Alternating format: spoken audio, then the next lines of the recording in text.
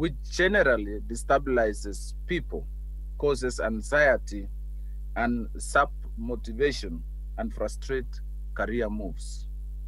It also consumes huge amounts of time and effort, hence increasing the chances of people making bad decision or even paralyzing decision making.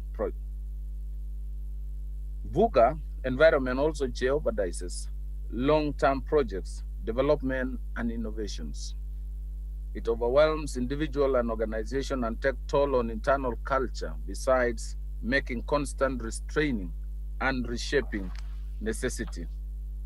To overcome this kind of situation, it calls for business enterprises to reconsider the way the leadership and business operates. COVID-19 has presented itself as one such environment this year, and employers, as the business leaders, therefore need to appreciate this more than anybody else in their own organization and come up with deliberate measures to re-engineer their business to remain afloat. Ladies and gentlemen, the outbreak of COVID-19 pandemic has threatened the way of life for a large number of people globally. Many businesses worldwide have encountered losses which has threatened their operations and solvency, especially among smaller enterprises and even by a large extent, the large enterprises. Employers and employees are already suffering immediate losses in terms of income and employment. This pandemic has affected not only the health of the workers, but also the number of jobs available. The uncertainty caused by the corona disease in various sectors of the economy has led business owners to introduce measures geared towards ensuring their business remain afloat. These measures have included delaying investments, purchase of goods and hiring of workers, salary cuts for employees, temporary layoffs, sending employees on indefinite unpaid leave, and declaring employees redundant. And I want to remember, just at the beginning of this pandemic, I want to pay special tribute to and kind regards to the leadership of both workers and employers. In the beginning, the Ministry of Labor and Social Protection, realizing the extent of this crisis, did mobilize both employer and employees. And I want to thank more specifically the Secretary General of Central Organization of Trade Union, Brother Francis Atuoli, and Sister Jacqueline Mugo, who came together and we signed an MOU, which the underlying message of that MOU was to foster dialogue, to engage, to talk to each other, and even went further and suspended the negotiation of new CBS. This has brought sanity, order in the labor and employer market, because this problem is beyond employers, it's beyond government, it's beyond employees. And realizing that we need to work as a team was very, very important. And I want to thank you more sincerely. And therefore, realizing the seriousness of this COVID pandemic, the Kenya government has introduced a raft of measures to contain its spread. These measures include the stay and work from home advice, the cessation of movement in and out of some high-risk areas, dusk to dawn curfew, travel restrictions, temporary closures of restaurants and bars, social distancing advice, wearing of masks, and regular washing of hands. These measures have significantly contained the spread of the pandemic, but have also led to an unintended outcome of job loss in Kenya labor market, especially in some key sectors of our economy. Ladies and gentlemen, in Kenya, the private sector employs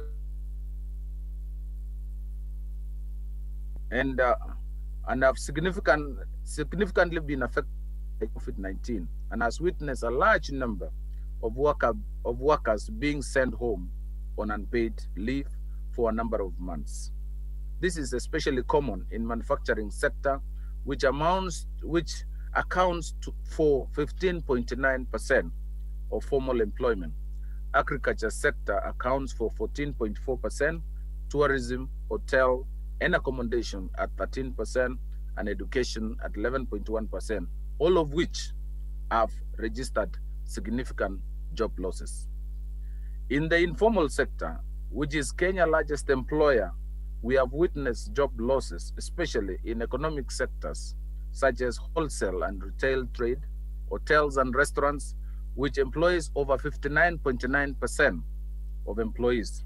The small-scale manufacturing, 20.2%, community, social, and personal care services accounting for 9.7%, which includes saloons and barber shops, and transport sector at 3.1%. Therefore, the answer to the question on how COVID has affected our job market, I can safely say that COVID has had tremendous negative effect on employment. Today, close to 1.7 million Kenyans or employees have lost their livelihood, both in the informal and the informal sector.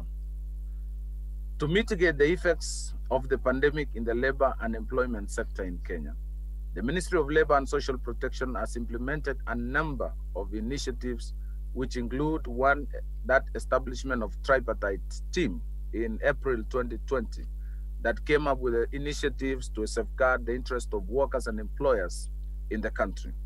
One of the initiatives, as I mentioned earlier, is the signing of the MOU with the social partners, which laid emphasis on social dialogue and tripartite consultation, voluntary negotiations, review and variation of employment contracts, workplace safety and health, provision of PPEs, and data collection for impact assessment. Ladies and gentlemen, looking beyond COVID-19 pandemic, the ministry has drawn recovery plan, which includes establishment of unemployment relief fund to cushion workers who lose their jobs. We are going to be conducting an impact assessment on the effect of COVID-19 pandemic on migrant workers and review of various legislations touching on employment and social protection. My ministry prepares quarterly job opportunity reports whose aim is to give picture of occupations that have high demand, the skills that are in high demand, the economic sectors that are growing, and new emerging occupations in the labor market. This information is important to various players in the labor market, such as students, parents, guardians, training institutions, policymakers, just but to mention a few. My ministry would really appreciate the support of employers in availing data on any vacancy that you declare, so that it becomes easy to collect and collate information. Evidence from other jurisdictions that have shown that by reducing waste, organizations are in a position to improve their productivity of up to 35%. It is therefore my hope that you will make use of productivity and competitiveness center in my ministry to guide you in identifying various waste in our processes, and through productivity improvement practices, we create more value in your organization by employing simple productivity improvement tools such as the 5S, that is sort, set, shine, standardize, and sustain, a Kaizen, continuous improvement, and the BDCA quality improvement cycle of plan, do, check, action. As COVID-19 pandemic continues to evolve, there's never been more pressing need for business to rethink and reconfigure their businesses in changing world.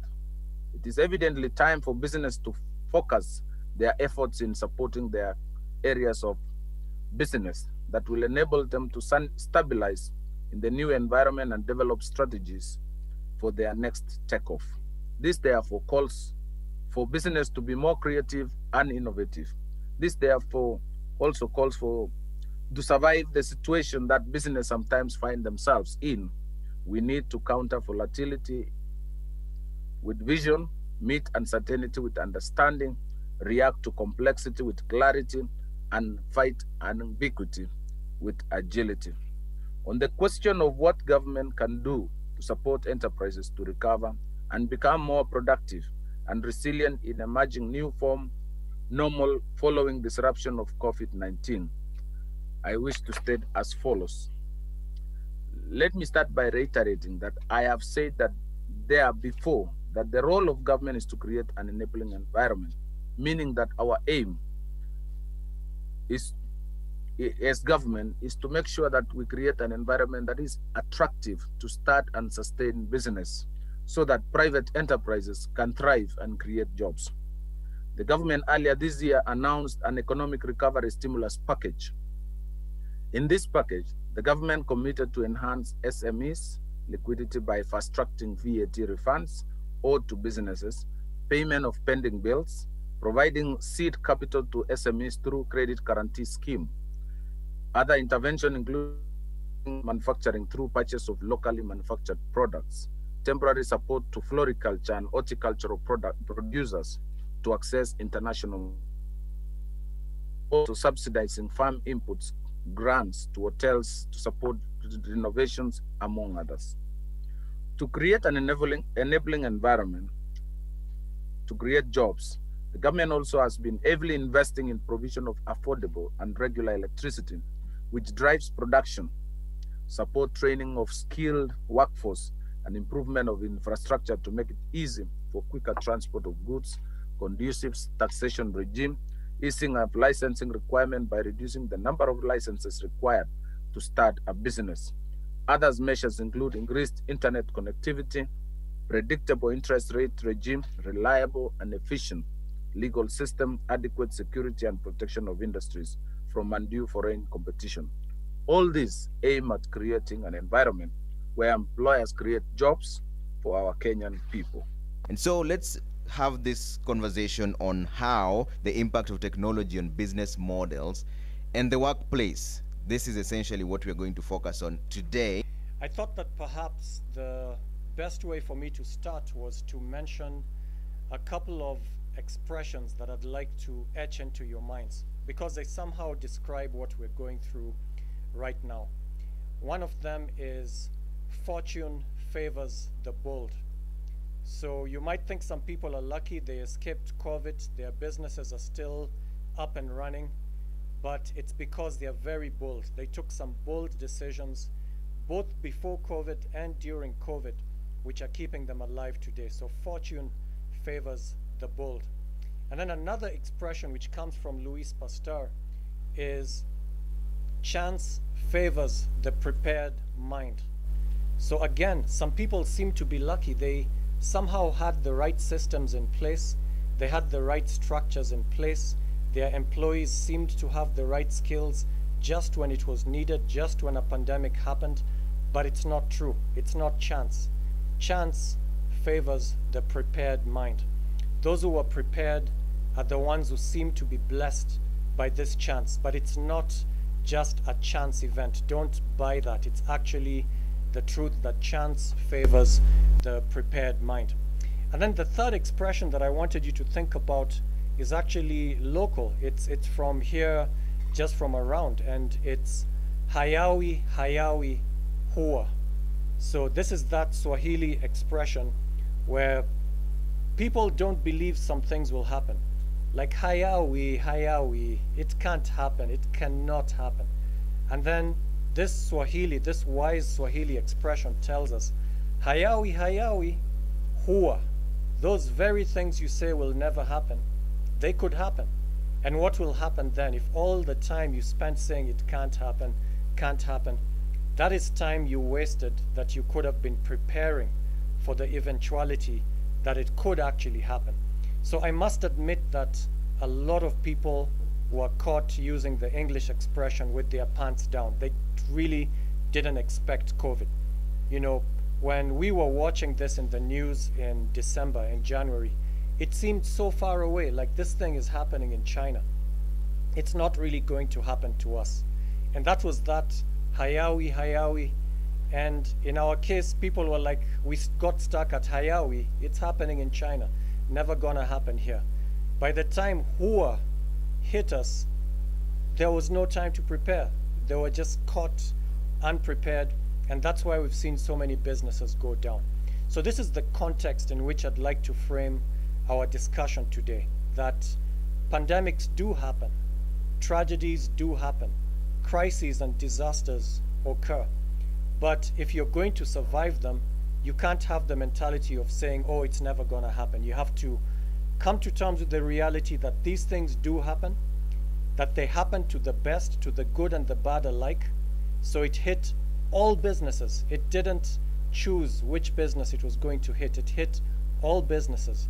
The only ones we see thriving right now are the ones not that were lucky, but the ones that made themselves lucky by being prepared. And that's the framework that's bringing us into this conference. How can we be resilient organizations?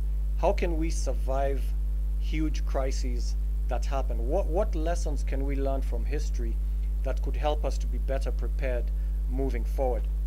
And an example that has really captured my own personal imagination, it's something that happened on January 15th, 2009 in New York. So I happened to live in New York for 6 years, and this was a huge event. There's a plane that took off from LaGuardia, which is one of the 3 or 4 airports in the New York area, and it took off at about 3:25 p.m. in the afternoon. 2 minutes later, it hit a flock of geese. So there were these huge birds flying, and this plane just hit these geese. They went into the engines and killed both engines. And so the plane was flying without any engine. It was just on its momentum. And at that point, the pilot, who's called Chesley Schulenberger, he calls the airport and says very, very curtly, engines down, hit a flock of geese, requesting emergency landing. And the airport immediately clears, freezes all the planes on the ground and tells him, you're clear for landing. And then he calculates how long it'll take him to get there. He says, can't make it, give me options. Then the air traffic controller called the other airport, JFK, clear for landing. They tell him, you're cleared for landing. He says, can't make it, give me options in New Jersey. Then he's told Newark Airport. He says, impossible, can't make it. He's told Teterboro, that's the last airport. It's either Teterboro or the Hudson River. And he computes in his head, says, can't make Teterboro, so what do you want to do? He says, I think I'll take the Hudson. And that's it. He heads for the Hudson River, and he executes one of the best, if not the best, water landings we've ever seen. And this is an A320 plane. It's huge, but he landed it on the Hudson. He saved every single passenger. How did this happen? How did they get so lucky? We look at these kind of aircraft crises and engine failure and things like that, and it usually ends badly. It's usually a disaster and everybody dies. That's the usual outcome. We hardly ever expect you to come out alive. Now in this case, they come out alive. Every single person was saved. And remember, they were in the air for about 4 minutes. They hit the geese at 3:27. At 3:31, they were landing on the river. And then they started being rescued by these boats. And people have studied this case. This happened just 11 years ago. How did they survive this crisis? And again, remember what I told you, chance favors the prepared mind, and fortune favors the bold. It was no chance event that they landed safely. It was preparation. You look at all kinds of preparation that went into place. First of all, the pilots themselves, they had clocked over 20,000 flying hours, both of them. The lead pilot, that's Schulenberger, he was a former fighter pilot in the Air Force. He was also a glider pilot. He knew how to glide a plane without engines. He had rehearsed this kind of thing. And being a fighter pilot in the Air Force meant that he was extremely brave. He could take pressure. He could make quick decisions under pressure. And he was doing it in this particular situation. And he actually had 4 minutes to make all kinds of decisions and to execute and land all these passengers safely. And then you look at the ecosystem around him. So it wasn't just him. You look at the kind of plane that he was flying and what it allowed him to do on autopilot while not having engines. It had certain options most planes don't have. And then you look at the air traffic controllers and how alert they were on the job, quickly exploring options, and nobody was sleeping. Every particular airport he contacted, they were like, yes, we understand it's an emergency. Within 30 seconds, they tell him, we're good to go. Tell him to come. And then he can't. Eventually, they talk to the Port Authority, who are in charge of the rescue missions on the rivers, and they're ready. They're ready with their boats. And then his choice of where to land, he lands near where the docks are, near Chelsea piers on the Hudson River in New York. So none of it is a coincidence. It's just serious preparation. Now we come and ask ourselves, if this pandemic continues, and for all I can tell, it's continuing. Some people are talking of post-COVID, but in Japan, they're talking of co-COVID. Like, why are we assuming it's post-COVID? Why aren't we post-HIV? Why aren't we post-cancer? We're not post any of those things. What makes us so quick to conclude we'll soon be post-COVID? We may never be post-COVID. We could actually just be co-COVID, and that's what they're doing in Japan. They're saying, assume COVID is going to be here, what shall we do? And that's what preparation is about. Don't just hope and hope against hope that somebody somewhere will come up with a vaccine and this problem will disappear. No, you have to prepare just in case it doesn't prepare, because chance favors the prepared mind. So we come to that. What exactly should we be preparing for? Let's look at the kind of shocks that happened. In the case of Schulenberger, you're looking at a flock of geese that knocked out the engines. In our case, we have this virus that has just paralyzed economies and health systems. So what sort of shocks have we faced, and what sort of shocks should we prepare for? In terms of the business models, there's the supply shocks. Suddenly we can't get the supplies that we need in order to produce whatever it is that we produce. So how did certain companies survive that? Because they had options in terms of their value chain. They don't necessarily have to source from the same people. They don't necessarily have to do everything themselves. They could change their business model such that they focus on their core business and they outsource some of these other things. And again, those who are able to turn around and get other supply chains to deliver these resources to them, they manage to survive. There are also demand shocks. Consumers start behaving differently. They suddenly don't have enough money to buy from you.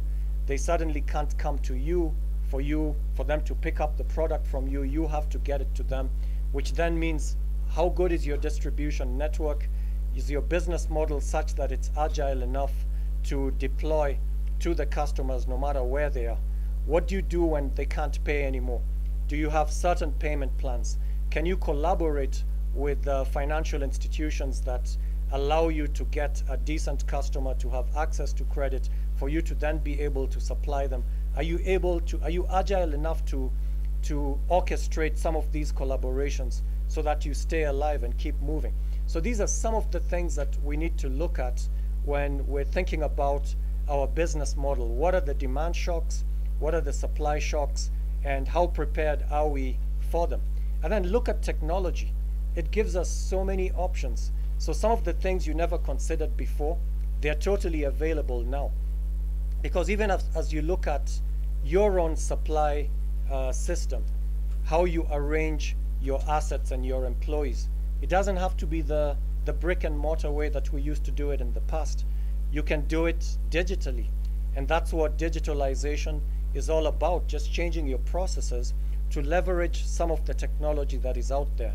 And you'll say, well, you know, my customers can't pay as much. Well, then it means maybe I have to be lean in terms of my cost structure. How will I be lean? Maybe I don't need to pay the kind of rent that I'm paying, because I don't need to provide the office spaces that I used to use before, because employees can work remotely with tech.